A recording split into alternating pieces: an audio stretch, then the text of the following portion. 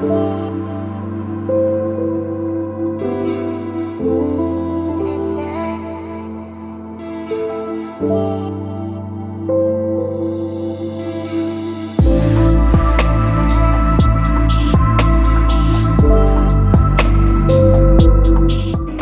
bien-aimés frères et sœurs, c'est un plaisir de me retrouver avec vous pour partager la parole ce soir. Le sujet que j'ai sur le cœur, que je voudrais partager avec vous, je l'intitule « Avançons ensemble vers la cité céleste ». Avançons ensemble vers la cité céleste. Et quand j'évoque ce thème, c'est la première image qui me vient à l'esprit, c'est la marche des enfants d'Israël lorsqu'ils sont sortis de l'Égypte pour la terre promise Canaan. Vous imaginez, c'était une foule nombreuse qui était dirigée par Moïse. Et ils sont partis ensemble. Ils avançaient, ils marchaient ensemble dans une certaine discipline. Et c'est vraiment inspirant. Cette discipline a fait que même l'ennemi qui est allé à leur trousse par la suite, je veux dire le pharaon et sa troupe, ils n'ont pas pu les atteindre. Ils n'ont pas pu atteindre un seul d'entre eux. Et lorsqu'ils s'étaient retrouvés devant l'obstacle, la mer Rouge, Dieu a frayé le chemin et ils sont tous passés ensemble dans l'union. Et c'est cette union que je voudrais que nous puissions regarder, que nous puissions focaliser dans notre marche chrétienne aujourd'hui en tant que enfants de Dieu et en cheminement vers notre cité céleste qui est la maison de Dieu. Alors, pourquoi est-il important pour le Seigneur que ses enfants vivent en communauté de foi chrétienne? Parce que nous sommes en marche vers une cité qui est atteignable par la foi, c'est ça. Et quels sont les bénéfices de la vie chrétienne communautaire? Donc, vous comprenez que l'objectif, c'est de parler de la vie chrétienne communautaire. Les premiers chrétiens vivaient ensemble dans l'unité de foi avant même l'envoi du Saint-Esprit, parce que c'était la condition que Jésus avait posée, dit « Restez ensemble, demeurez, n'allez pas loin ». Et on voit ce passage dans le livre des Actes, au 1er et 2e chapitre. Je vais me dispenser de vous lire, mais vous pouvez relire les deux chapitres. Vous allez voir combien la vie communautaire des premiers chrétiens était tellement marquante. Et c'est tellement puissant. Et ce que je relève, les points essentiels que j'ai relevés dans ces deux passages pour vous, c'est que au verset 13 et 14 du premier chapitre, on dit « Ils se tenaient d'habitude dans la haute maison, en haut d'une maison, pour prier. » Donc, c'est déjà leur coutume, c'est une habitude pour eux de se réunir et de prier, de rester dans cette communion d'esprit à prier. Et ensuite, on dit ensemble, ils se réunissent régulièrement à prier. Donc, vous voyez, il y a cette fréquence régulière, cette pratique qui est devenue le style de vie. C'est vraiment inspirant et cela a poursuivi jusqu'à ce qu'on tombe au chapitre 2, les 4 premiers versets, on voit, c'est dans cette unité d'esprit qu'ils étaient en prière et le Saint-Esprit est descendu au jour de la Pentecôte. Vous connaissez bien l'histoire. On dit, ils furent tous remplis du Saint-Esprit.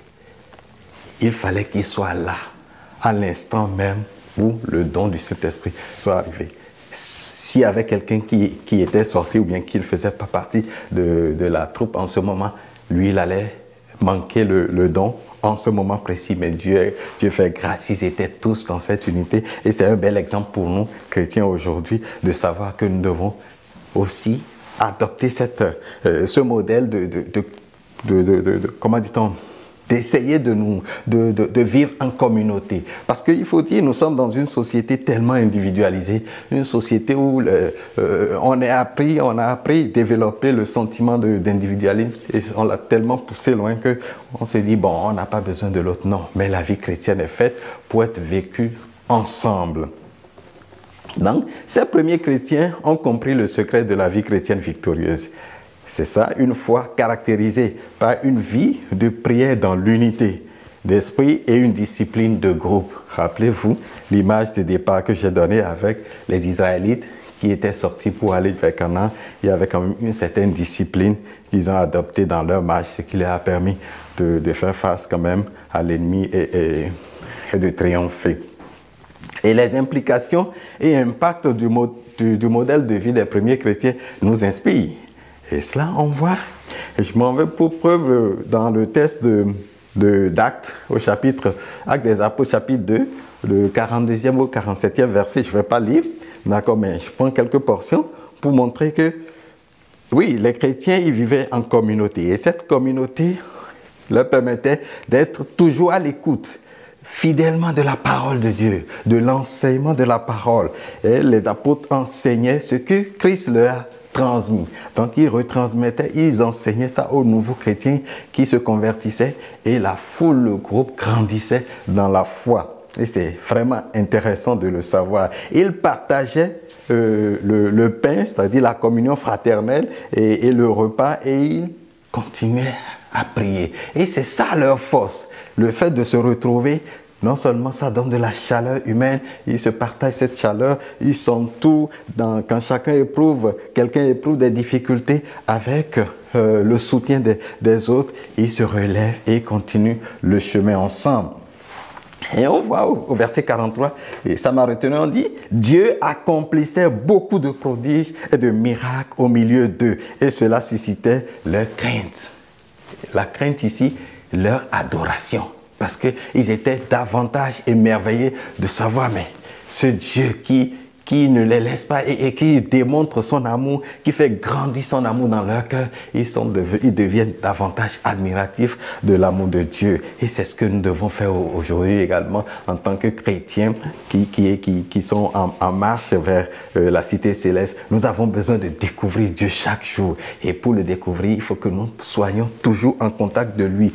Oui, nous avons une vie personnelle de dévotion, mais c'est encore plus bénissant lorsque nous retrouvons au milieu des frères et sœurs dans l'église ou bien dans des groupes de prière pour communier ensemble. On dit, ils louaient Dieu au verset 47 et ils étaient estimés par tout le monde. Leur vie inspirait les gens. Mais comment ces gens, ils arrivent à vivre comme ça? Qu'est-ce qui fait leur force? Donc, ils sont devenus des sujets d'admiration aux yeux des gens de leur temps. C'est important de le savoir. On dit, nous pouvons retenir de ce passage que la force des premiers chrétiens était dans leur union dans la foi. Chacun puisait sa force dans la vie d'ensemble. C'est fondamental ça. Cela devrait nous inspirer aujourd'hui, toi et moi. Où puisons-nous notre force spirituelle aujourd'hui? Est-ce que notre union dépasse les murs de la bâtisse de l'Église? C'est important de le savoir. Ce n'est pas seulement lorsque nous nous retrouvons entre les quatre murs de l'Église que nous manifestons notre amour et notre union. Non, notre union doit aller au-delà des limites de la bâtisse de l'Église. Nous devons vivre en unité d'esprit et d'âme partout où nous sommes. Et gloire soit rendue au Seigneur qui aujourd'hui, par la technologie, nous donne quand même la grâce de continuer à maintenir des liens d'amour, des liens de communion entre nous, même à distance. Alors, est-ce qu'aujourd'hui, ce modèle des premiers chrétiens doit nous inspirer? Je vais dire la réponse pour moi, et je pense que c'est pour vous aussi. La réponse est oui. Car les Écritures nous signalent que les temps sont mauvais. Les temps sont mauvais. De plus en plus que nous nous approchons de la fin, la Bible dit la fin de toutes choses est proche. Et les temps deviennent mauvais car l'ennemi, notre ennemi, le diable, sachant qu'il n'a plus beaucoup de temps, il multiplie ses attaques contre les chrétiens. Et c'est ce que l'apôtre Pierre nous dit en 1 Pierre 5, verset 8, et je lis en français courant. « Soyez bien éveillés, lucides. Votre adversaire, le diable, rôde comme un lion rugissant, cherchant quelqu'un à dévorer. » Ça c'est clair. Et quand on voit la vie des animaux, le comportement des animaux, surtout les animaux qui sont les prédateurs, ce verset prend tout son sens. Les prédateurs atteignent facilement une proie qui est solitaire. Vous le savez, j'ai vu des aigles chasser en l'air un oiseau qui se désolidarise de son groupe. Et il se rend est vulnérable et même en l'air, ils peuvent se faire attaquer. Un troupeau de taureaux qui, dans son parcours, se voit du groupe, un taureau qui s'éloigne du groupe, se rend vulnérable et se fait attaquer facilement par des lions qui sont là, qui ne peuvent pas attaquer tout le groupe ensemble. Donc cela nous montre que la vie communautaire est fondamentale pour nous chrétiens. De la même manière, c'est ça.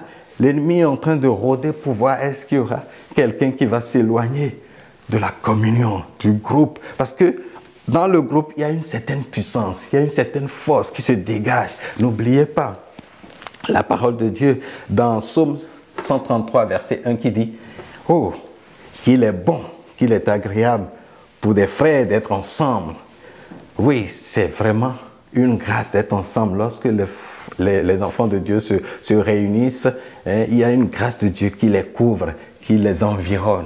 Et lorsqu'on sort de cette grâce, l'ennemi profite pour pouvoir faire sa chasse. Ne soyons pas des proies pour le diable, l'ennemi.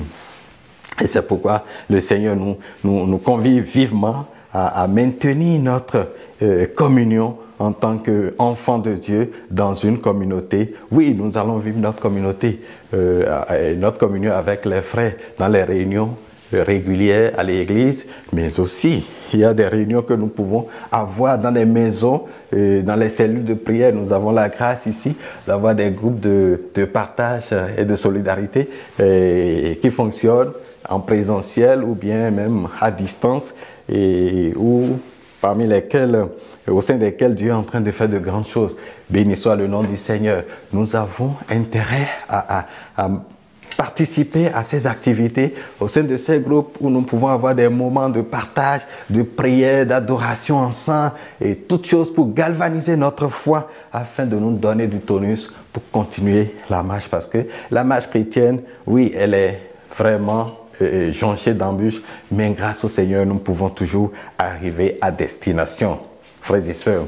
Alors, tu peux être, je peux être, tu peux être, et ensemble, nous pouvons être des acteurs de la fraternité, d'une fraternité contagieuse, je veux dire, dans un univers, dans un monde où la solidarité est vraiment, ça se dit, mais ça ne se vit pas réellement, parce que c'est l'individualisme.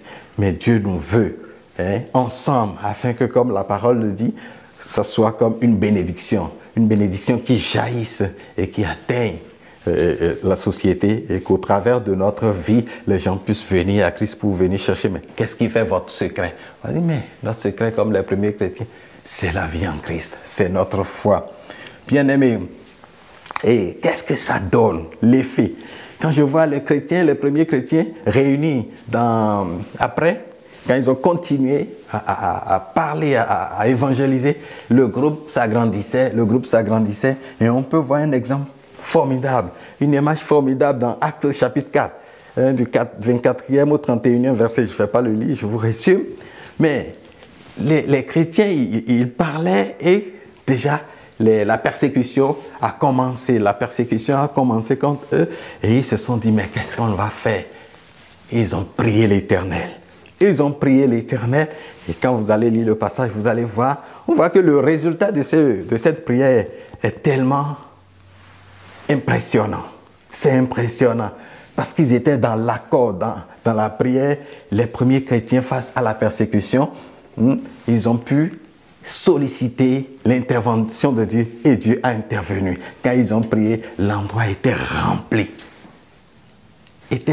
par la puissance du Saint-Esprit et commençait à trembler. Et ils furent tous remplis à nouveau du Saint-Esprit, ce qui leur donne la force de continuer, malgré la persécution, à avancer. Waouh, c'est impressionnant d'être ensemble, d'être connectés les uns aux autres dans la foi et de marcher ensemble. Et c'est ce que nous voulons, c'est ce que le Seigneur nous veut. Nous avons beaucoup de témoignages ou même à travers les prières dans les groupes de partage et de solidarité, nos GPS, des vies sont transformées, des gens sont guéris, des miracles se produisent. Donc c'est pour dire que nous avons besoin en tant que chrétiens de cheminer ensemble avec d'autres chrétiens, avec d'autres frères et sœurs pour partager notre foi, afin de se supporter, de porter les fardeaux les uns des autres. Et c'est ce que le Seigneur nous recommande. Nous ne sommes pas appelés à venir chauffer les bancs tous les dimanches seulement, ou bien à être des chrétiens de dimanche. Non, non. Le Seigneur nous veut dans une relation avec lui et entre nous aussi. D'accord? C'est une relation verticale et horizontale entre nous. Oh, et c'est cela que nous devons vivre chaque jour. Et c'est en cela que Dieu va se glorifier. Dieu veut se glorifier au travers de nos relations entre nous et nos prochains. Et c'est de cette manière également que nous contribuons à l'expansion du royaume de Jésus. D'accord? Donc, nous rendons grâce au Seigneur pour cette opportunité. Et je voudrais vous inviter, frères et sœurs, à saisir cette opportunité. Si vous n'avez pas encore intégré un groupe de partage et de soutien, je vous invite à adhérer, à intégrer un groupe, où que vous soyez. Et les groupes peuvent s'ouvrir parce que c'est aussi un instrument d'évangélisation. Je connais un groupe ou bien il y a des groupes où les gens, vu l'impact, demandent à intégrer les groupes. Et ça fait du bien de savoir que oui, nous sommes en train de contribuer à l'expansion du royaume de Dieu. Et ça nous fait d'ailleurs du bien nous-mêmes parce que ça améliore notre santé spirituelle. Je précise que nous devons également avoir de façon personnelle notre vie dévotionnelle avec le Seigneur. C'est fondamental. Mais les deux ensemble nous rendent encore plus forts, plus tenaces et jusqu'à atteindre notre destination. C'est pourquoi, frères et sœurs, oui, les difficultés ne vont pas manquer dans notre cheminement. Et ça, c'est sûr, les difficultés vont venir. Mais ensemble, nous pouvons nous soutenir, nous pouvons avoir de l'aide, nous pouvons nous offrir de l'aide. Et c'est ce que Jésus dit. D'abord, l'apôtre Paul dit, lorsque nous sommes ensemble, nous nous réunissons, nous pouvons ensemble chanter des cantiques, louer Dieu, même si seul, je n'ai pas envie de louer, je n'ai pas envie de méditer, je suis désemparé, je n'ai pas le goût de m'approcher de Dieu. Mais lorsque je me connecte au groupe avec les frères et sœurs, je vais recevoir cette grâce de m'emballer à travers les louanges, l'adoration, les cantiques et retrouver ma vie, ma vitalité spirituelle. C'est fondamental de le garder. Et c'est ce que Paul nous dit dans Éphésiens chapitre 5, verset 19. Ensemble, dites des psaumes, des hymnes, des cantiques qui viennent de l'Esprit.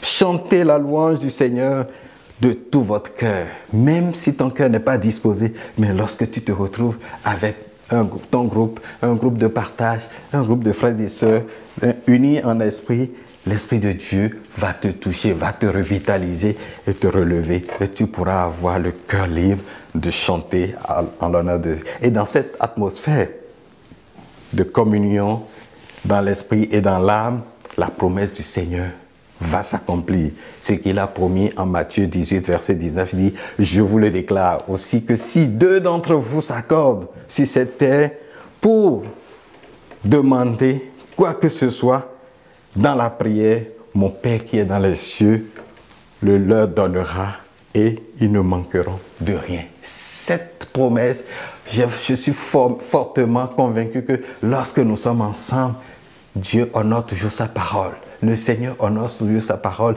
et je vois toujours cette promesse s'accomplir. Donc nous avons tout à gagner. Oui, bien sûr, vous avez passé déjà plus de 20 ans, 40 ans dans la vie chrétienne. Oui, vous connaissez tout ça. Mais c'est encore un défi de se reconnecter, d'entretenir cette relation fraternelle avec d'autres, avec les plus jeunes, avec les gens de votre âge, et de toujours cheminer. Ne pas se laisser aller dans la solitude, ne pas cheminer seul, au risque de se rendre vulnérable. Le Seigneur ne nous veut pas seuls. Il veut que nous soyons connectés pour que le monde sache que oui, unis dans l'amour de Dieu, nous sommes des conquérants pour le royaume. Soyez bénis, frères et sœurs. Soyez bénis. saisissez cette occasion pour vous connecter à un groupe. Merci.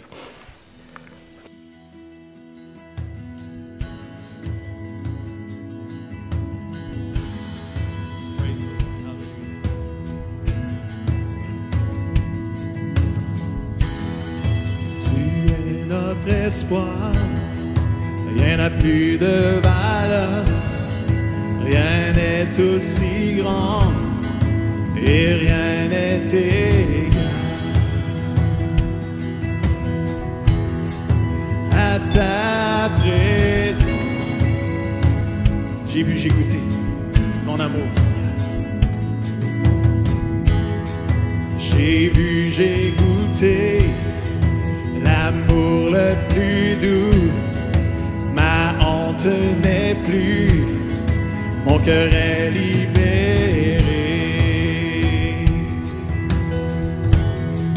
Dans ta présence, oh yes, Saint-Esprit.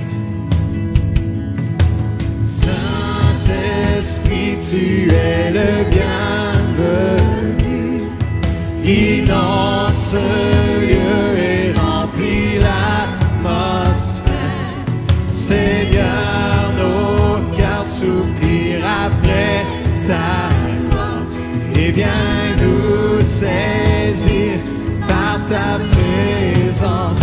Oh Dieu, par ta présence. Oh, tu es notre espoir, Seigneur.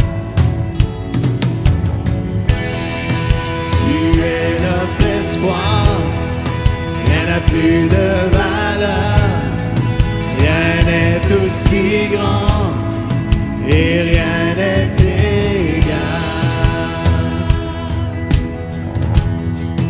à ta présence. J'ai vu, j'ai goûté ton amour le plus doux, Seigneur. J'ai vu, j'ai goûté l'amour le plus doux. Ma honte n'est plus, mon cœur est libéré.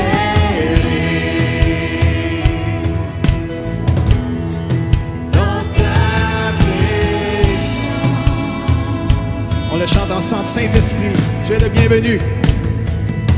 Saint-Esprit, tu es le bienvenu. Inonde ce lieu et remplit l'atmosphère.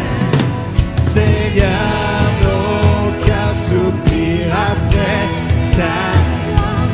Et viens nous saisir par ta présence. Oh Dieu, yes, Lord, par ta présence. Oh, devenons plus conscients. Oui, devenons plus conscients de ta présence et venons goûter à la gloire de ta bonté. Oui, devenons plus conscients de ta présence et venons goûter à la gloire de ta bonté. Oui, devenons plus conscients de ta présence et venons goûter à la gloire de ta bonté. Encore une fois. Oui, devenons plus conscients de ta présence et venons goûter à la gloire de ta bonté.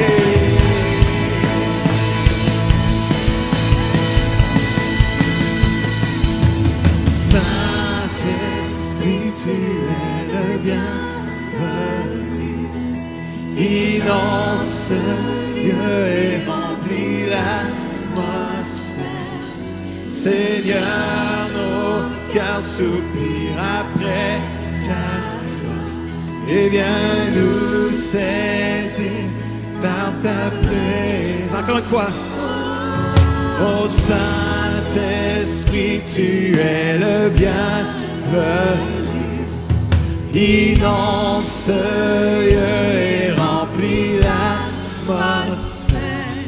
Seigneur, nos cœurs soupirent après ta gloire, et viens nous saisir par ta présence. Oh,